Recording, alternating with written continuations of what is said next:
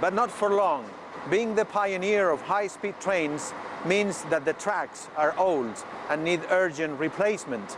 So the earnings will be fully spent on improving that obsolete infrastructure.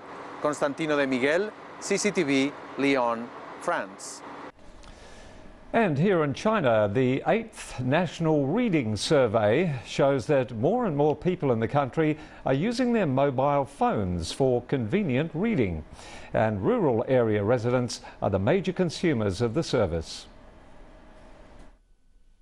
23% of Chinese citizens between 18 and 70 years old have used this service last year, 8% higher than 2009.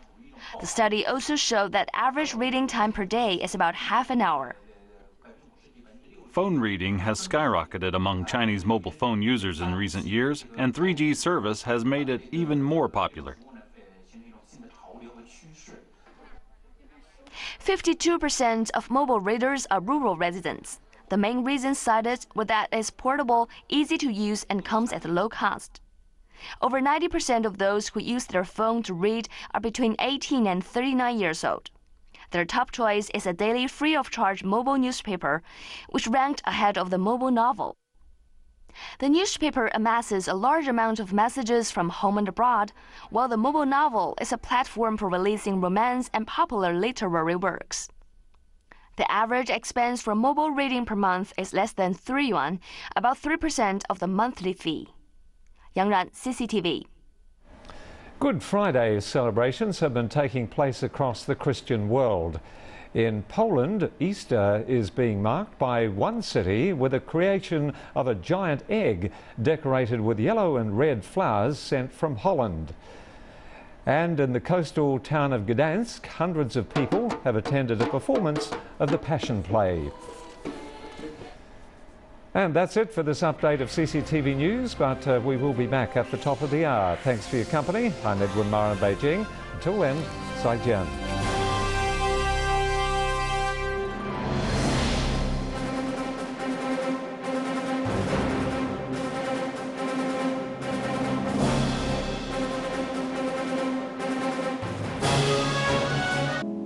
To China 24, the program that focuses on the important issues making news in the world's most populous country, China. I'm living in Beijing. Well, in today's program, we'll look at the new laws passed to stamp out drunk driving and also head to North China's tea trading hub to find out why business is booming there. But before all that, the headlines of the day. Laying down the law, stricter punishments will be levied on drunk drivers as an intoxicated driver killed 2 members of a family of 4 in Beijing. And stronger regulations, China is waging a stringent fight against the illegal use of additives in food. A shocking killer, a talented young pianist, is sentenced to death for the murder of a young mother in Xi'an.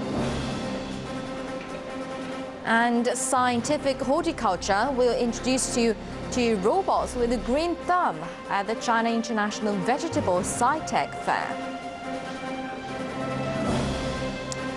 Drunk drivers will face harsher punishments in China, including a life ban from driving.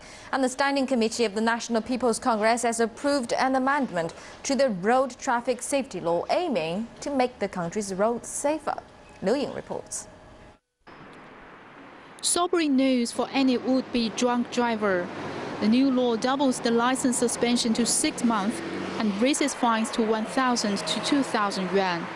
For offenders whose blood alcohol content exceeds the legal limit of 80 milligrams per 100 milliliters of blood, their licenses will be revoked and they will have to wait for 5 years before applying for a new one. Those who drive for a living will face even harsher punishments, a 10-year license revocation and a 5,000 yuan fine. And there's a possible life ban on driving.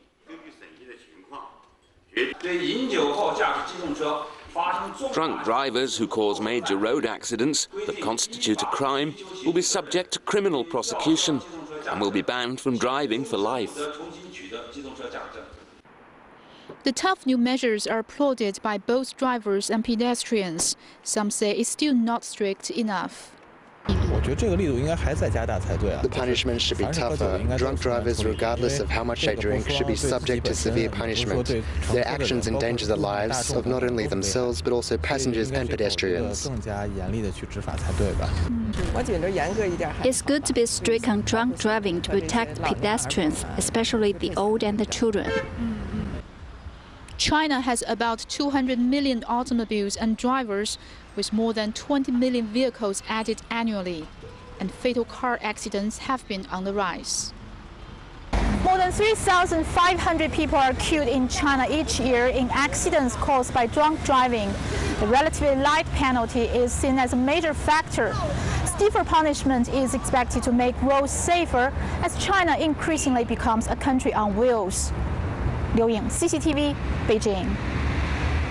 Well, nearly 1 year ago, two members of a family of four were killed in a drunk driving accident in Beijing, and the driver was recently charged with endangering public security by dangerous methods by the Beijing Second Intermediate People's Court.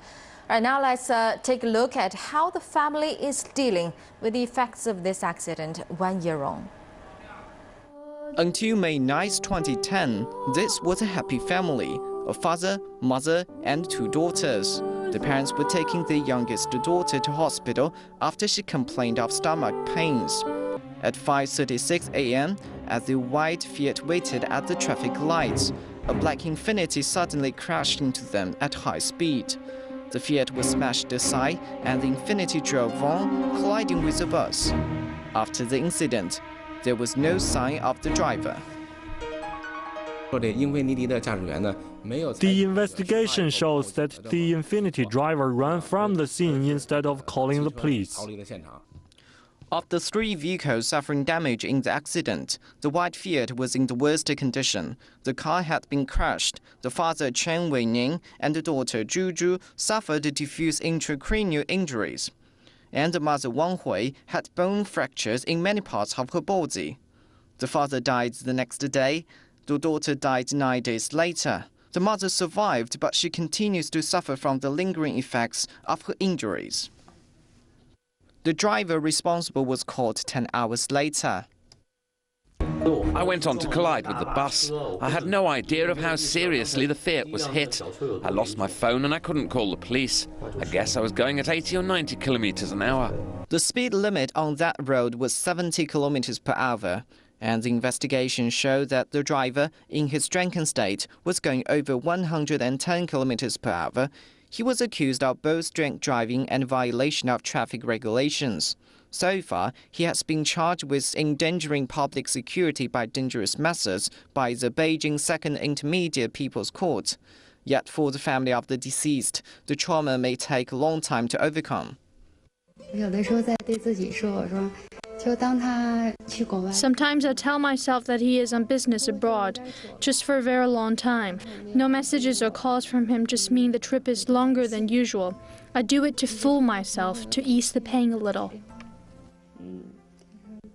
Wang Hui doesn't want to think about the accident, entrusting a friend to deal with the matters arising from it. She hopes to move on from the tragedy and focus her energies on taking care of her remaining daughter. Wang Tao, CCTV. And starting from May the 1st, a law on drunk driving will be changed. Drunk driving will now be considered to be dangerous driving regardless of whether it is accompanied by another traffic offense. Now my colleague Wang Tao explains the new regulations on drunk driving. Chen Jia was charged with endangering public security by dangerous methods. According to current Chinese criminal law, the heaviest penalty for a traffic offense is 7 years of imprisonment, while endangering public security can carry a life sentence. An expert explains why Chen Jia was charged with the more serious offense. He knew that he was drunk, but he was driving, so his drunkenness actually put other people's lives at risk. Even with the possibility of these consequences, he didn't take any precautions. He caused 2 deaths and 2 injuries. This is beyond a traffic offence and can be defined as endangering public security by dangerous methods.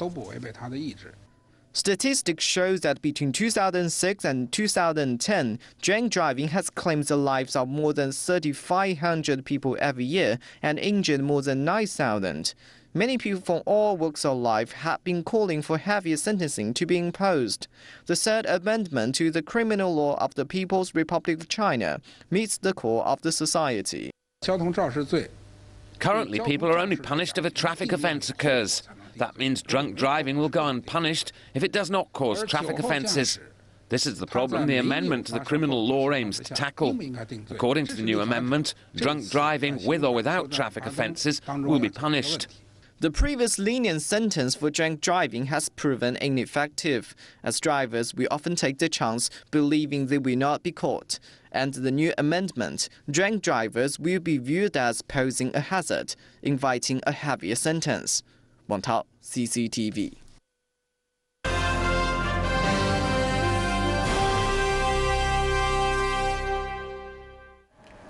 China is waging a prolonged and stringent fight against the illegal use of additives in food, and the State Council has posted details on its website of intensive measures to crack down on their use. And the circular stresses that the illicit drugs or any other materials that jeopardize human health are banned in the growing, cultivation, processing and transportation of agricultural products, and firms that intentionally add non-edible material to food products will face having their licenses revoked and confiscation of illicit earnings, and people involved in the production and distribution of non-edible materials will be dealt with severely in accordance with the law.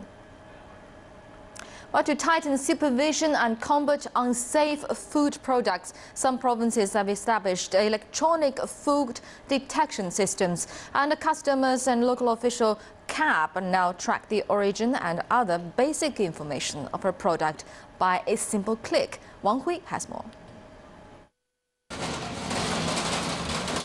Don't be surprised if you see a series of numbers on the egg you just bought. The numbers are not only printed on the eggs, but also the boxes they are packed in. 2011041 means the egg was produced on April 13, 2011.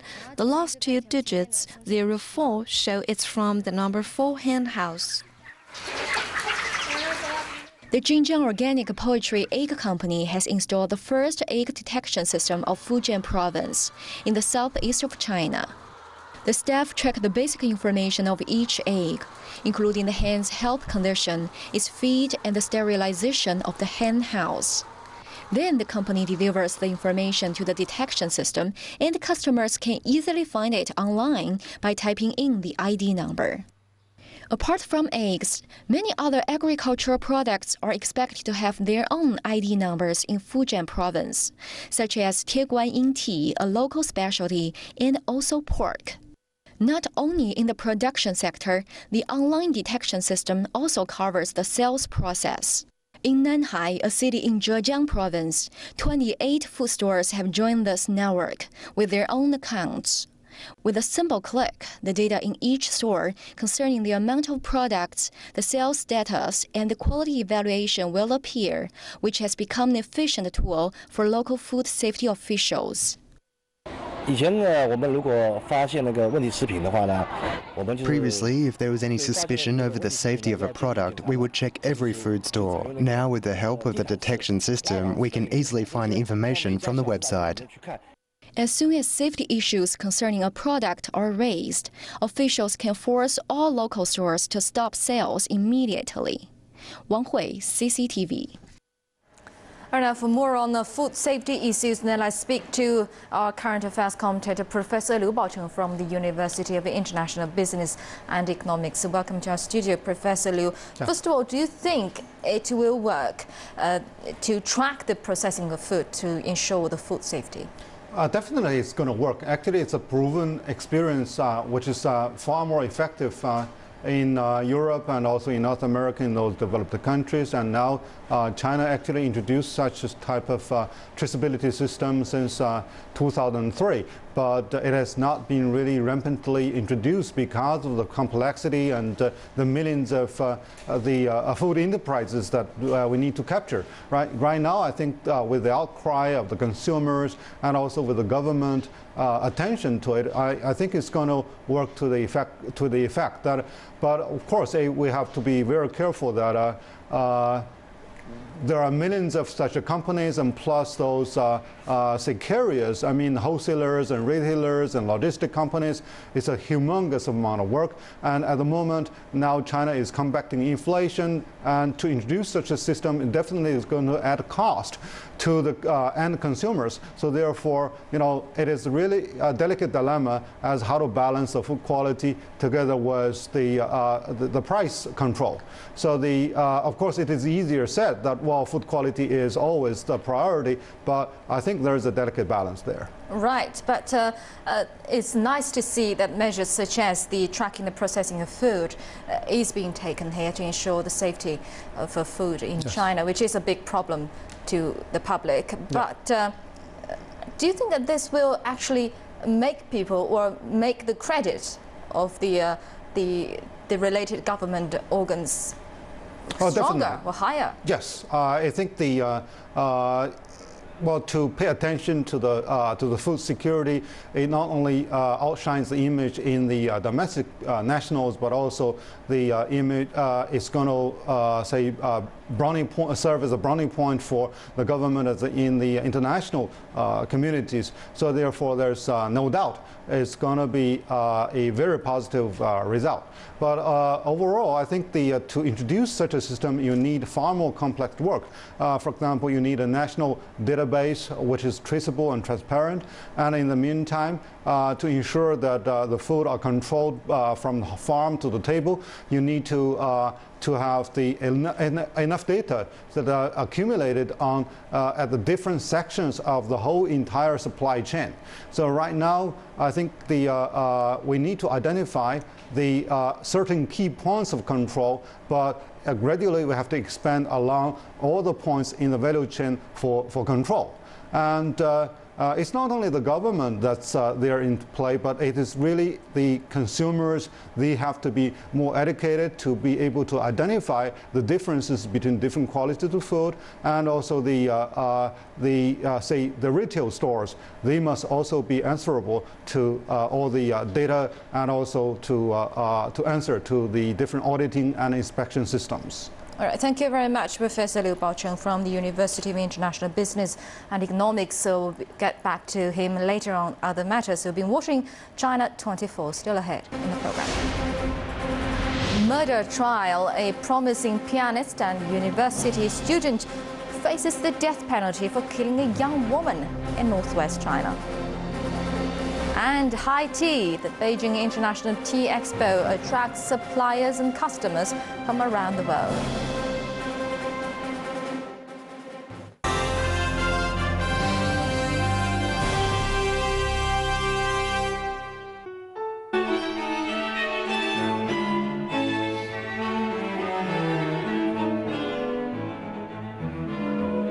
Suddenly satisfied the critical tea taster and the Beijing International Expo of Tea and Tea Ceremony. Over 200 tea brands from across the world have brought their finest flavor to please the picky fans. Spring tea is under the spotlight. Every Chinese exhibitor is presenting their spring tea of the year, but prices are higher than usual. Because of the cold weather, the spring tea harvest has come much later this year. Along with salary increase of the tea farmers, the price of tea is a little higher. Output is also lower than usual. But low output means better quality. Though our tea output is affected, tea quality is better because the postponed harvest gives tea longer time to grow.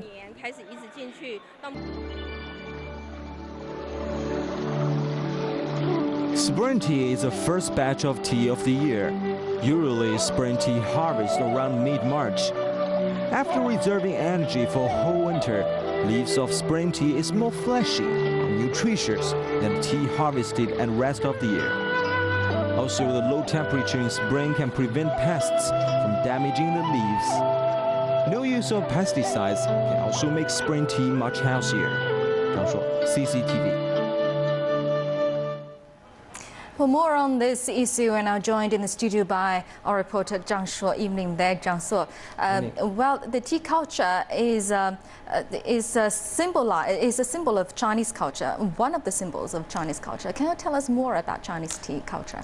Yes, of course, Dongning. Tea is a national beverage of China. Chinese are believed to have enjoyed tea drinking for more than 4,000 years, the longest in the world. In traditional Chinese culture, tea drinkers were always considered to be elite and highly respected by society. Drinking tea also demonstrates personal morality, education, principle, and social status. This is why serving tea gradually became an essential part of Chinese social life.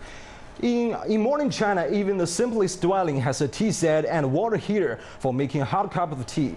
These implements are symbols of welcome visitors and neighbors. Traditionally, a visitor to a Chinese home is expected to sit down and drink hot tea while talking. In Chinese culture, it is also a sign of respect to serve someone tea. Younger people can show respect and thanks to an older person by offering them a cup of tea. This is especially common during big events like birthdays or during spring festivals. And I want to show you another special occasion where tea is served. It is, well, you will see the pictures later. It is Chinese weddings. In a traditional Chinese marriage ceremony, both the bride and groom will kneel in front of parents and serve them tea. This is a way of expressing their gratitude for their parents to raise them up. And also in modern China, tea is an important social tool. People go to the tea houses not for the drink, but for a place to meet with people. So the next time someone asks you out for a cup of tea, it is actually an implicit way to invite you to a gathering. And over the course of 4,000